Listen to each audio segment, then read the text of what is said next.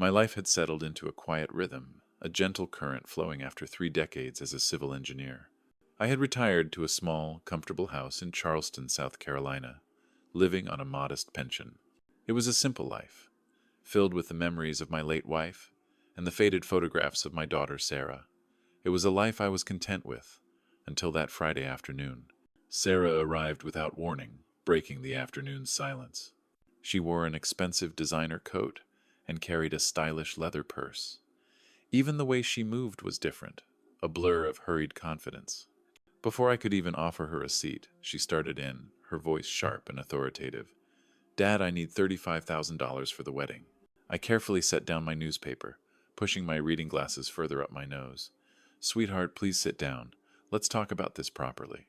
"There's nothing to discuss, Dad," she replied, her heels clicking on the hardwood floor as she spun around.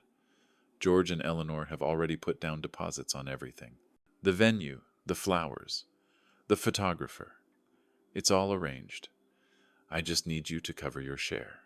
$35,000. It was nearly a quarter of my entire retirement savings. After my wife Margaret's medical bills, after the funeral expenses, the numbers were clear. I took a deep breath. "Sarah, I can give you 8,000. That's all I can afford on my pension." Her face twisted, as if I had slapped her.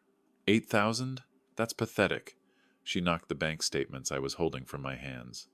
They scattered across the coffee table, landing next to framed photos of our family from back when we were whole. The Sterlings say a real father would find a way. Jason's father took out a second mortgage for his son's wedding. His mom sold her grandmother's jewelry. "I am not Jason's father," I said, my voice steady. "No, you're not," she retorted, her voice cracking with frustration. "You're just content with mediocrity, content with this tiny house, this tiny life, this tiny pension." I knelt to gather the scattered statements. My wife's photo smiled up at me from the floor. The woman who had taught Sarah about kindness, about family loyalty. The woman who had died believing our daughter would take care of me in my old age. "The wedding dress alone costs more than you're offering," Sarah continued, now standing over me. "Do you know how embarrassing it is when they ask about my father's contribution? When I have to explain that my dad used to be somebody, but now he's just... Just what, Sarah?" She hesitated, but only for a moment. "Just a failure. George and Eleanor were right about that much." The words hung in the air like smoke. I remained crouched by the coffee table, bank statements in one hand, my wife's photograph in the other. "I see." My voice came out steady, quieter than I'd expected. "And what do you think your mother would say about this conversation?" She grabbed her purse from the chair. "Mom would want me to be happy. She'd want me to have the wedding I deserve. But she was already at the door. 'I'll give you a week to figure it out. Find the money, Dad, because I'm not backing down.'" The door slammed shut. Through the window, I watched the BMW that the Sterlings had bought her as an engagement gift pull out of my driveway. I sat back on my heels, still holding my wife's picture. Margaret's eyes seemed different now, sadder somehow, as if she, too, had heard our daughter's words. The house settled back into silence. Bank statements lay scattered around me like fallen leaves, proof of a modest life honestly lived. The coffee had gone cold while I stared at my phone screen. Morning light filtered through the kitchen window, illuminating the Facebook notification that had just arrived. Sarah Miller Sterling shared a post. My thumb hovered over the notification. We'd barely spoken on social media since her mother's funeral, but I'd kept her as a friend anyway. A father's stubborn hope, perhaps. I tapped the screen. Finally found real parents. "Thank you, George and Eleanor, for making dreams come true. Blessed new family. Wedding planning." The words hit like a physical blow. Real parents. The coffee mug slipped from my fingers, clattering against the kitchen table. Below the text, 3 photos loaded slowly on my aging phone. Sarah in an elegant bridal salon, surrounded by mirrors and white silk. Eleanor Sterling adjusting a veil behind her. Both women beaming. George Sterling in the background. A platinum credit card already in hand at the register. I scrolled through comment after comment, each one twisting the knife deeper. Not one mention of me. Not one acknowledgement that I had raised this woman for 28 years, held her through nightmares, paid for her college tuition, walked her through her mother's death. Real parents. Who was I then all those years? My hands trembled as I took screenshots of the post, the photos, and the comment thread. Professional habit from my engineering days. Document everything. I created a new folder on my laptop. Sarah, evidence. The engineer in me was already working, even as the father in me bled. The dress in the photos cost more than my monthly pension.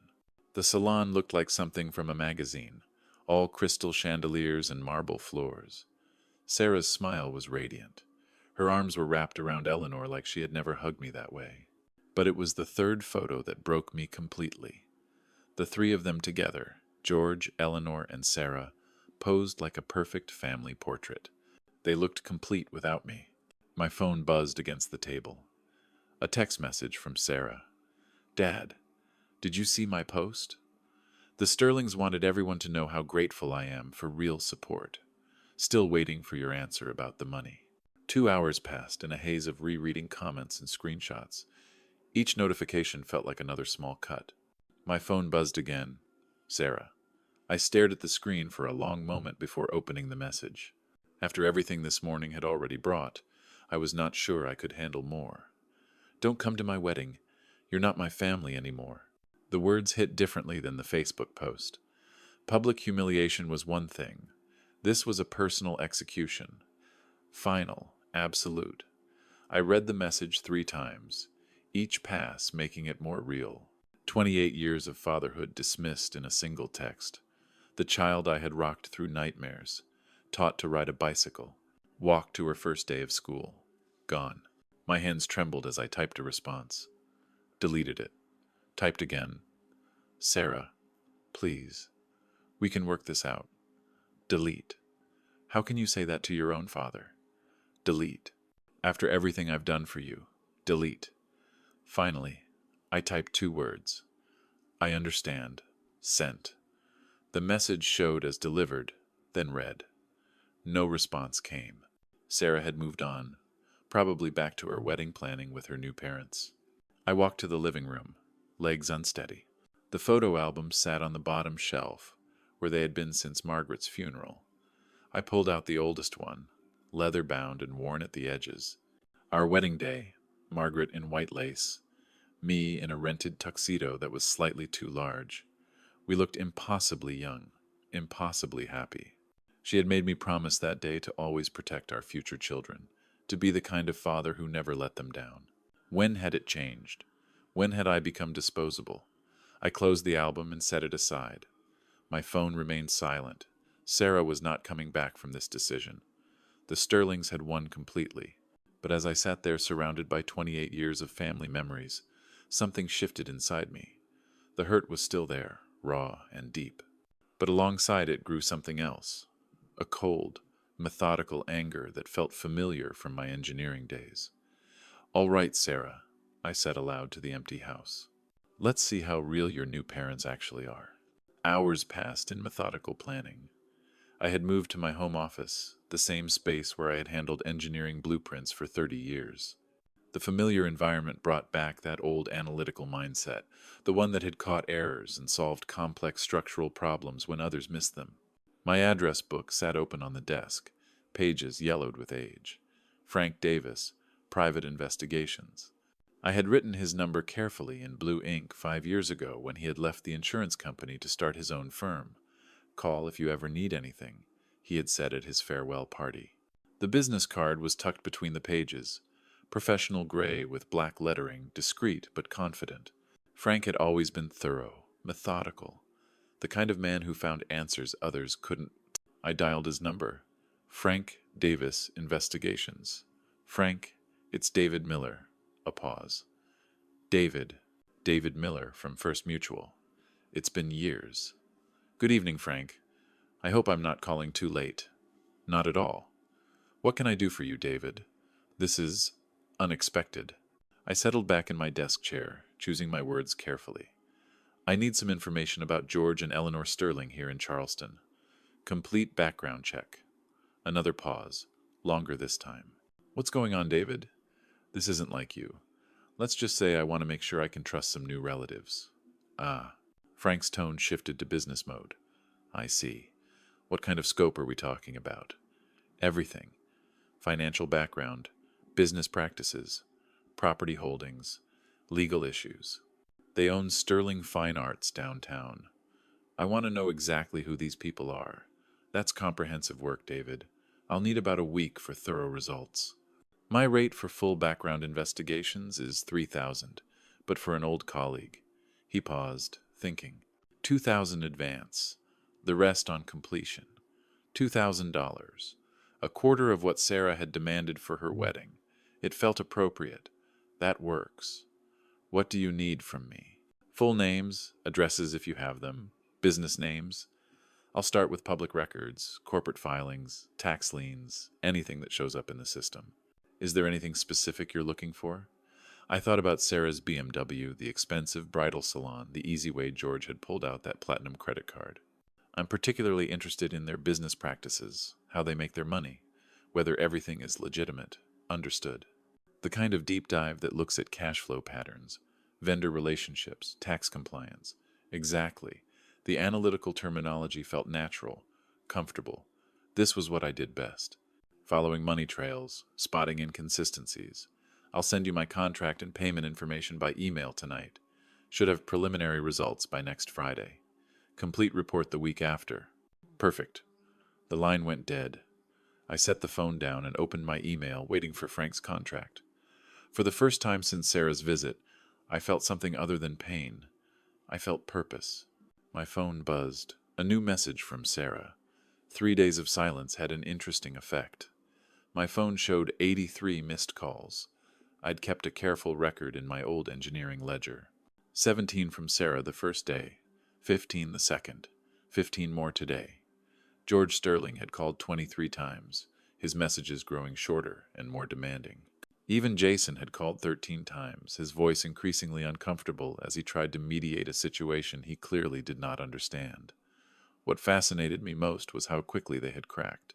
3 days, 72 hours of silence, and my daughter, who had called me a failure, was now begging for my attention. Riverside Coffee sat half empty on a Tuesday afternoon, exactly what I had hoped for when choosing this location. Frank had picked a corner table away from the counter, his briefcase positioned carefully beside his chair, professional as always. David, I have very interesting information for you. I settled into the opposite chair, notebook ready. I hope it was worth the investment. Frank opened his briefcase and pulled out a manila folder thick with documents. Worth it, David. They're evading at least $400,000 in taxes over the past 3 years. The number hung between us.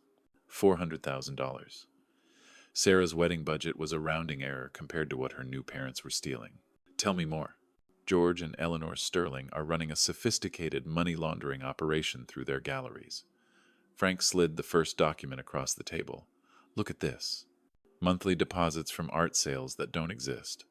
I put on my reading glasses, examining the bank statement. I have cross-referenced these with local art listings, Frank continued. They're all fake. My engineering training kicked in automatically. What's their declared income versus actual lifestyle? Officially, $80,000 annually. Unofficially, Frank pulled out property records. $2.3 million mansion purchased last year, BMW payments that exceed their monthly declared income, country club memberships costing more than most people make. I flipped through the documents methodically. The discrepancy was staggering and legally devastating. The gallery's legitimate revenue barely covers operating costs, Frank explained. Everything else comes from phantom art sales, inflated supply invoices, and cash payments from unnamed sources. Have you documented the pattern? 3 years of records. Watch this progression. Frank laid out bank statements chronologically. By last year, they're processing 60,000 monthly in fake transactions. Each page told a story my trained eye could read perfectly. Structured deposits designed to avoid reporting requirements. Invoice dates that did not correspond to actual events. Client names that led to disconnected phone numbers. They're not just stealing from the government, I said, connecting the dots. This level of sophistication suggests they're cleaning money for other people, too. Exactly what I thought, Frank grinned. That's why they can afford Sarah's wedding demands so easily. It's not their money they're spending. I set down the documents and leaned back.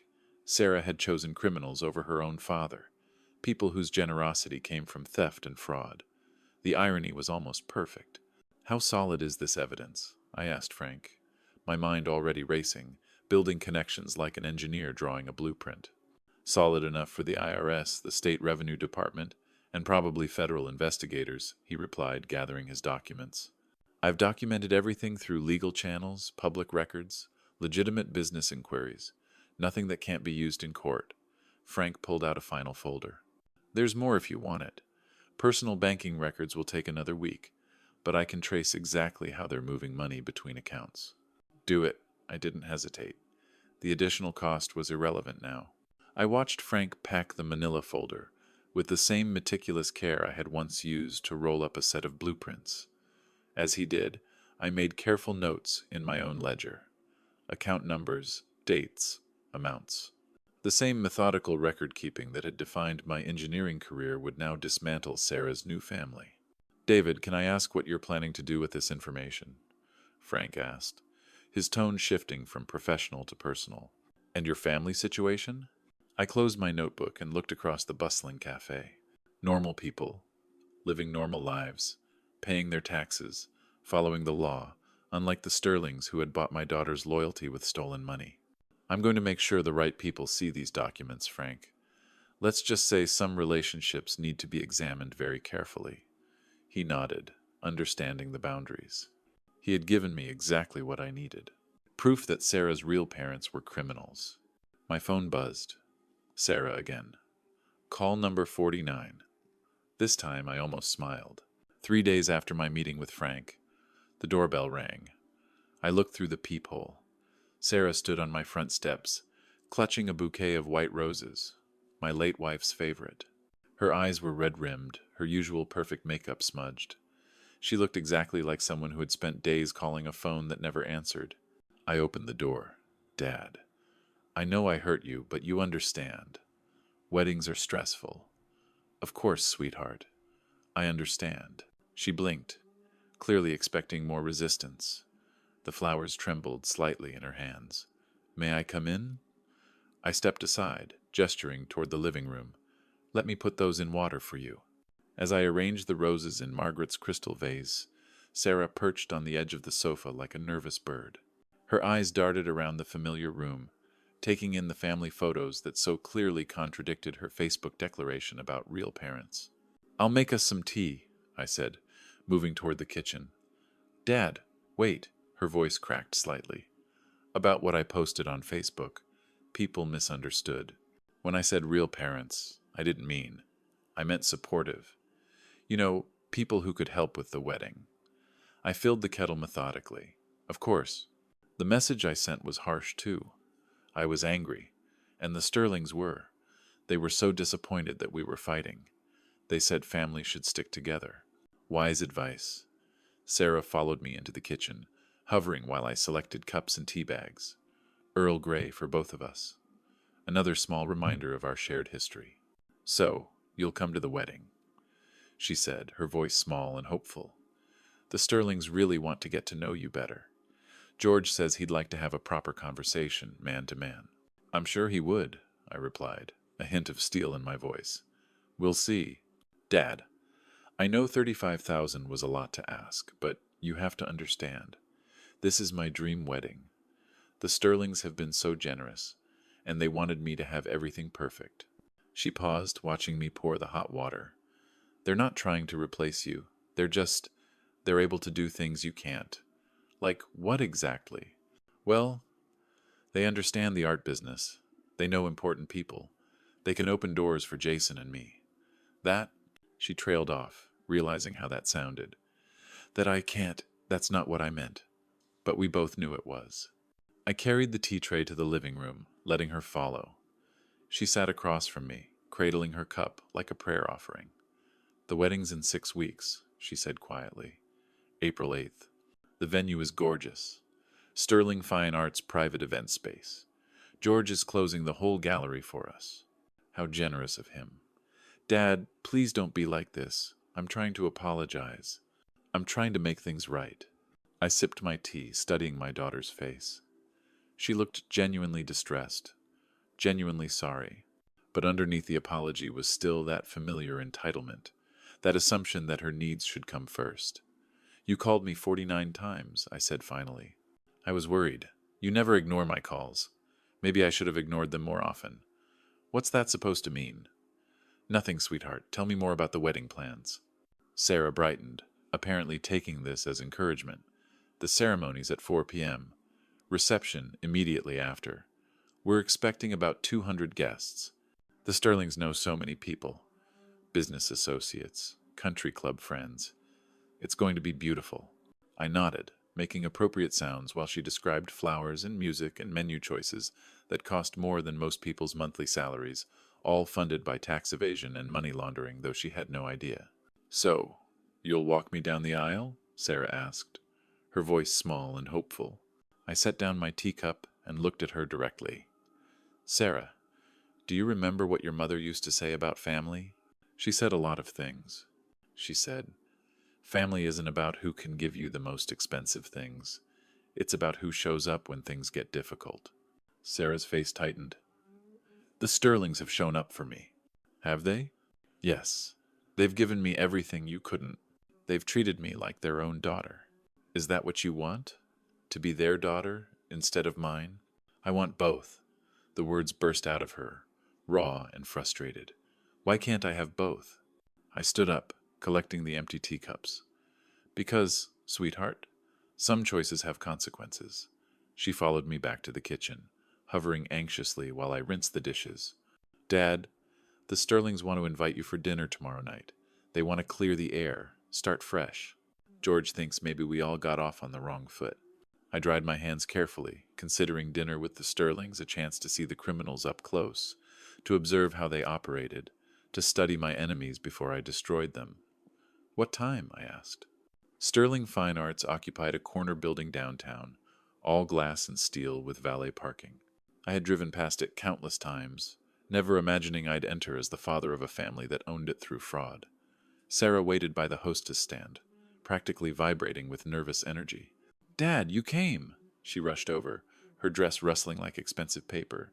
They're already here, table 12, George's favorite spot. The dining room gleamed with polished wood and crystal.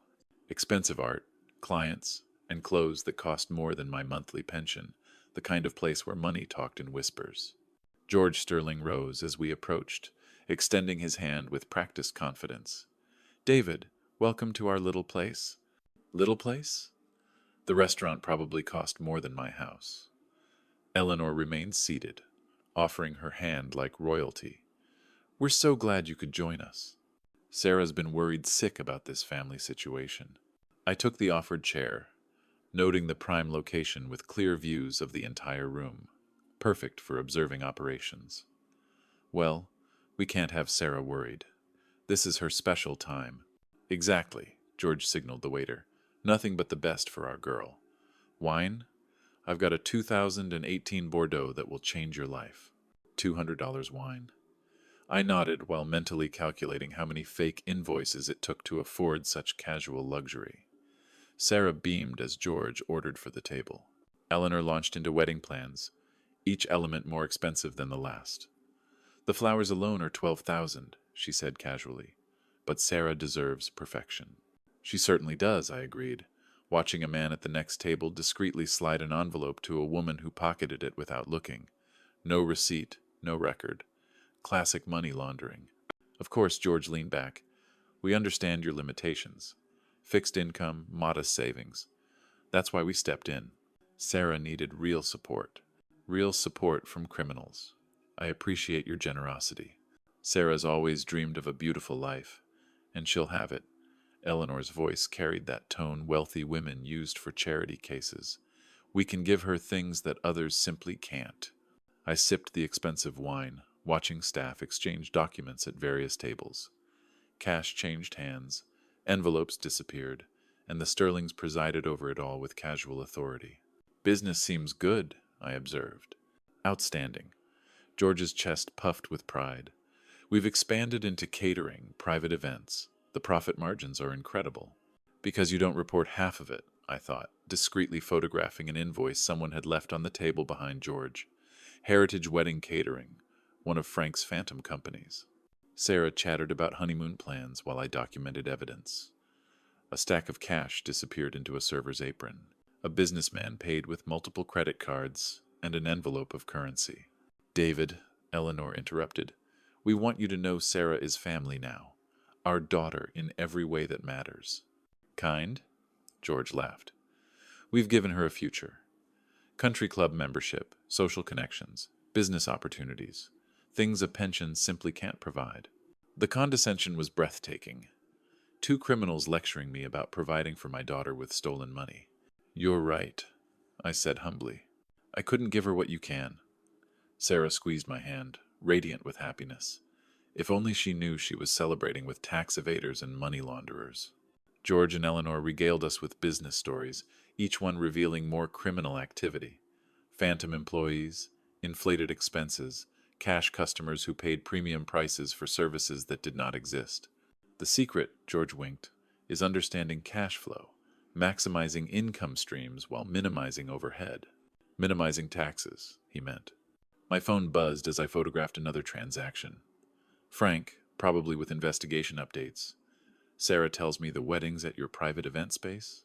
Our crown jewel, Eleanor gestured toward the back. Seats 300, full catering kitchen. We've hosted senators, judges, important people. Important people dining in a money laundering operation. I'd love to see it sometime. Absolutely. We should have you over again soon. Get to know each other properly. More opportunities to observe their criminal enterprise. I'd like that very much. As dessert arrived, I counted 17 suspicious transactions. The restaurant operated like a financial services company disguised as fine dining. Sarah leaned against my shoulder, wine making her sentimental. I'm so happy we're all family now. Family, if she only knew. George raised his glass.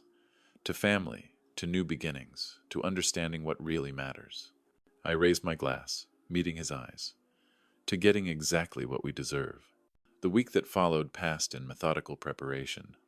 I had cleared my dining room table, transforming it into a command center. Frank's investigation files sat in neat stacks beside my own photographs from the restaurant. Everything was organized with the same precision I'd once applied to complex structural designs.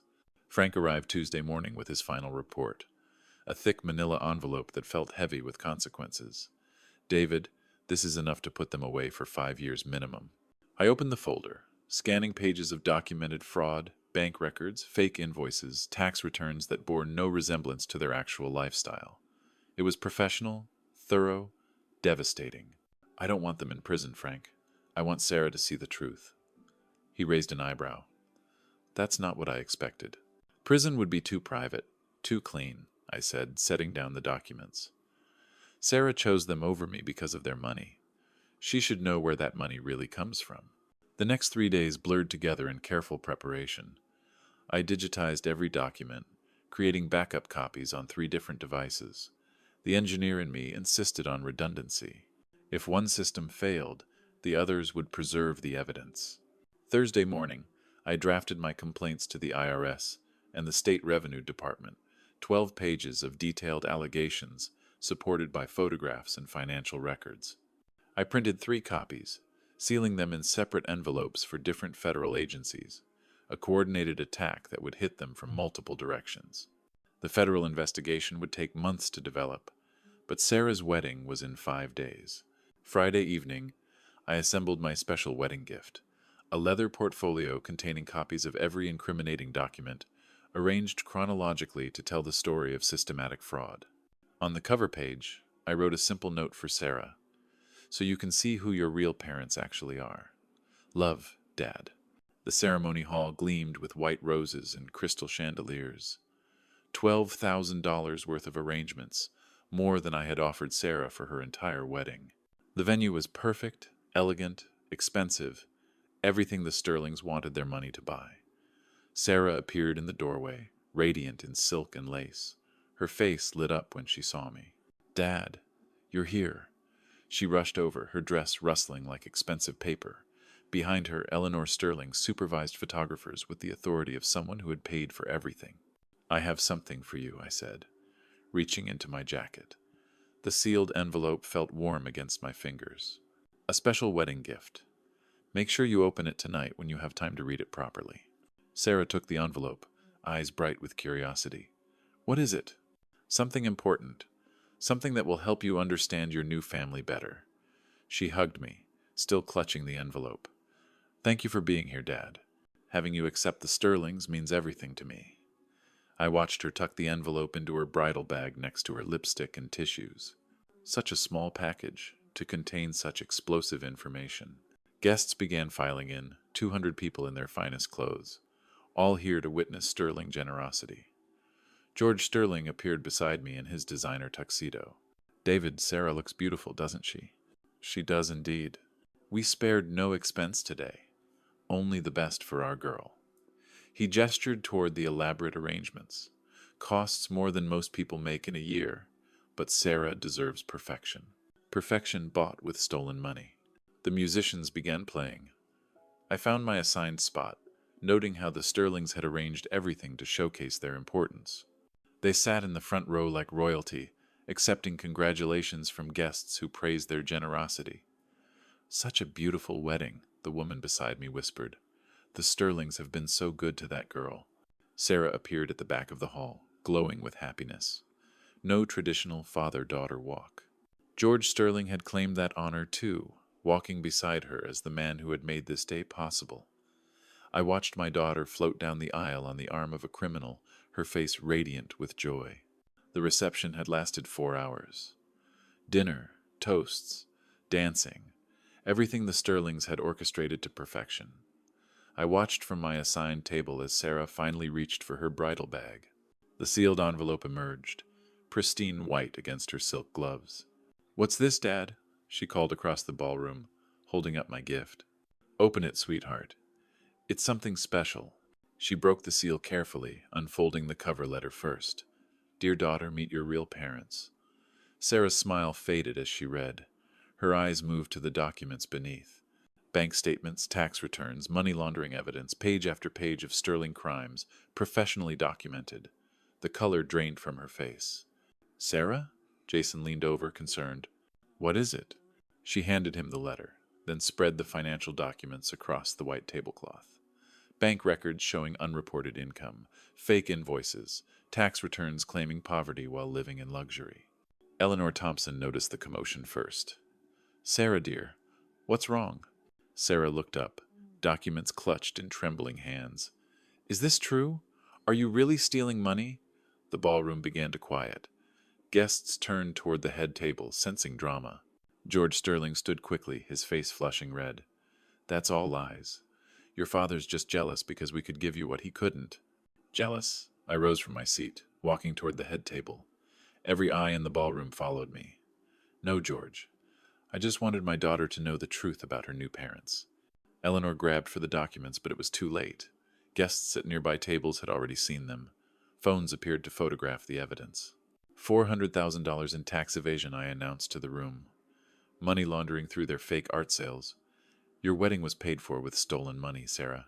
Sarah stared at the documents, then at the Sterlings, then back at the evidence. The flowers, the venue, everything. All of it? All of it, I confirmed. Funded by criminal activity. George's face turned purple. "You bitter old man. You're trying to ruin your own daughter's wedding." "I'm trying to save her from criminals." The ballroom erupted in whispers. Guests pulled out phones, photographing the documents Sarah held. The scandal was spreading in real time, captured by 200 witnesses. "The IRS doesn't think so," I interrupted. "I filed formal complaints 3 days ago. The federal investigation starts Monday." Sarah dropped the documents covering her face. "All this time, all your generosity. It was stolen money." "Sarah, you have to understand," George began. "I understand perfectly." Her voice was hollow, devastated.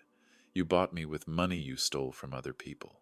The wedding photographer captured everything. Their panic, Sarah's breakdown, the scattered evidence across the head table. Perfect documentation of their public destruction.